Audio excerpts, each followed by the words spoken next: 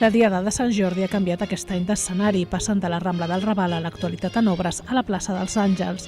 Segons l'organització, aquesta plaça és l'únic espai del barri amb la superfície necessària per acollir les 80 entitats que enguany hi participen.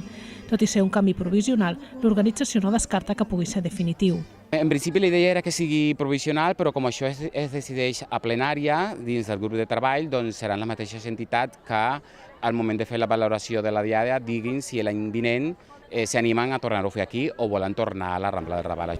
La Diada, que arriba a la 16a edició, s'ha convertit en l'aparador per conèixer la feina que fan al llarg de l'any les entitats del barri. Enguany hi han participat més entitats veïnals. Perquè ens coneguin més gent del barri.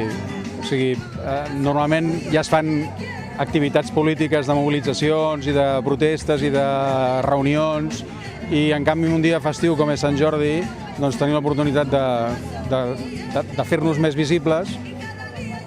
Aconseguim nous socis. Para que la gente vea lo que estamos haciendo. Como somos los sindicatos de Top-Manta, y como queremos demostrar a la gente que la gente que han sido ilegal, que no tenía ningún otro recurso, otra alternativa para hacer algo legal, entonces hemos creado nuestra marca. Durant tota la jornada s'han programat prop d'una 50a d'activitats en el que ja és un dels Sant Jordis més singulars de la ciutat.